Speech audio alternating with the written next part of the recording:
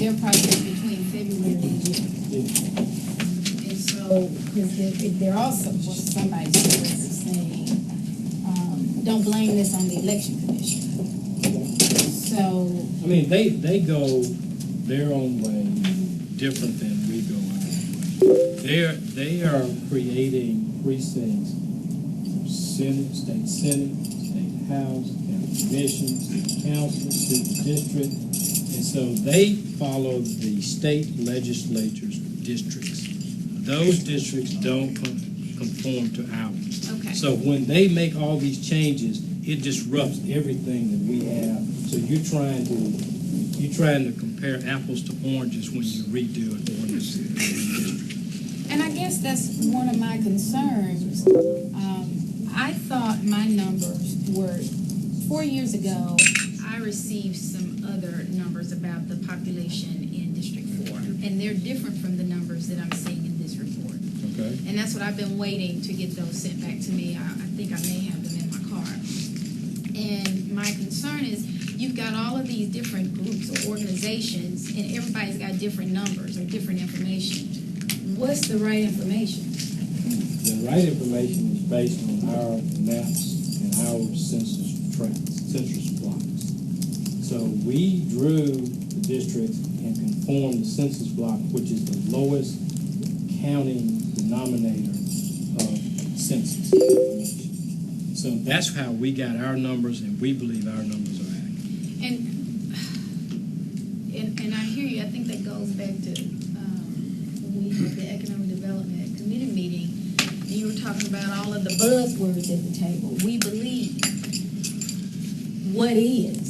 I mean, because somewhere, you know, is the election commission, they're just solely using information from the state based on the way they're trying to draw boundaries or precincts, consolidate precincts or post precincts. What they're doing is a different function than what we're doing. They're combining precincts based on the numbers within the precinct.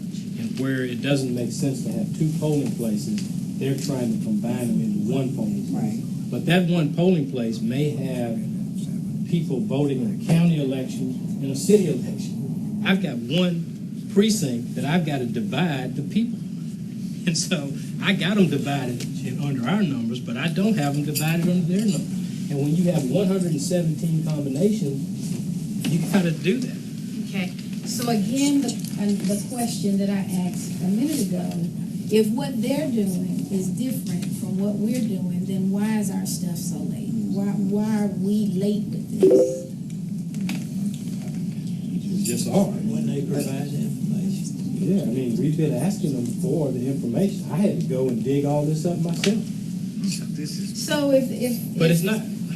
But the proof is going to be in the pudding, okay? I guess my only issue is this, because I'm Okay. not about blaming. Okay. I don't care. If I'm not blaming anybody. If we did something, you know, fine, I don't care.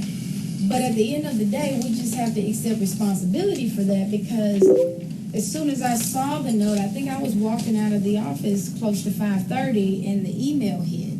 And I immediately sent the two of you an email. I said, why is this happening so late? Please explain this in you know, more details, because it was so broad. And then I said, are there any potential candidates this could affect? Because filing deadline was a matter of some hours away. And for me, it wasn't about candidates, because, you know, I'm not monitoring candidate laws. But the timing of it was just different. And is there a way, since what they do has nothing to do with what we do, shouldn't this council put something in place where you don't, well, I see you, I mean, we're not going to have the issue again because of the General Assembly. But we just... I believe we all received a letter, an open letter from Election Commissioner Norma Lester, and her recommendation was an ordinance specifying a specific time which we would complete this process ahead of time. I thought that was a great idea. You know, I think we can do that. Alternatively, what you could do is annually evaluate where you are. There you go. And I don't have a problem doing that. I mean, probably the best way to do it, because these changes are happening too. I mean, I've got a list of all the consolidations, but I got a list like this, 10 pages of all the changes, all of them. You figure it out.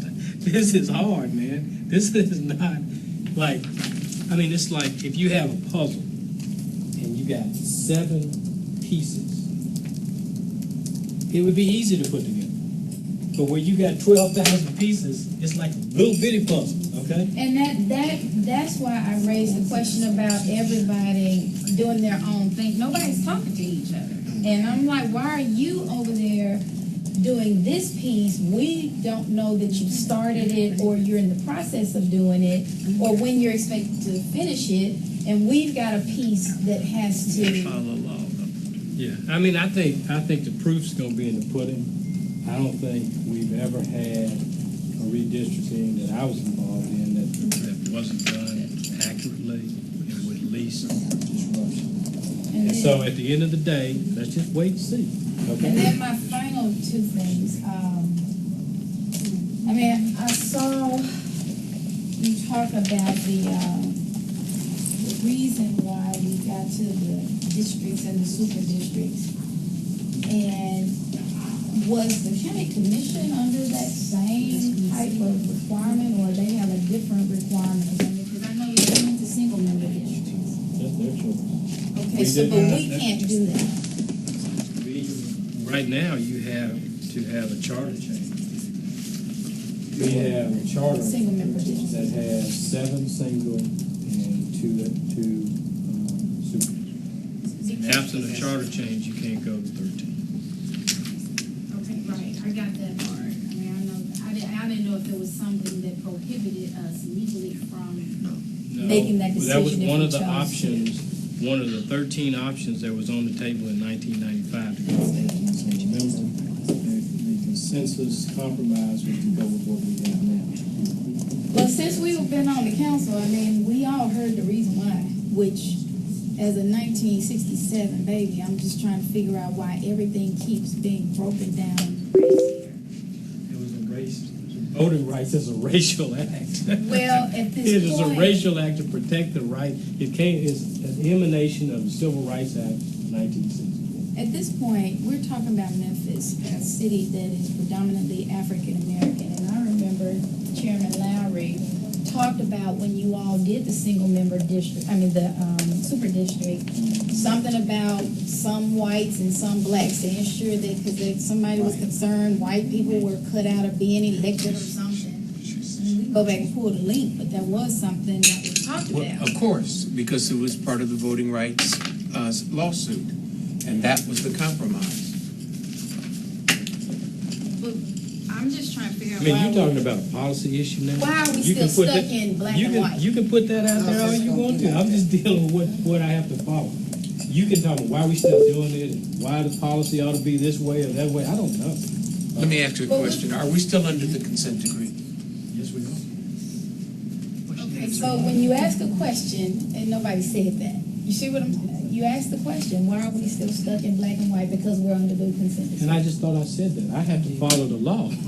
I have to But follow you what we also- have. I can't, if you want to talk about an overarching issue about why we don't scrap that whole thing and go to something else, that's a policy issue. That's not a legal issue. Legal issue is, it's in black and white what Judge Turner signed, what the Justice Department approved. That's what I have to follow. Okay. And until that changes and the charter changes, that's what I have to follow. Okay, so if the council decided to change its charter, can it do that on its own, or it would have to go No, through? it's got to be approved by the voters. No, It's a no, no, charter. no. I meant- No, the voters, and then you'd have to go get it just.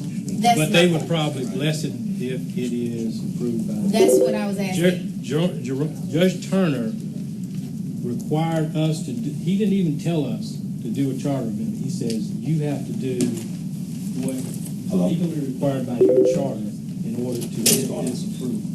And we believe the best way to do it is to get the blessing of the people. The people says, this is what we want. That's what they got. Okay. Can I And ask a then, quick and question? then last, this is effective, this recommended change would be, again, I have have to ask this, I asked you all this in writing. Regardless as to what we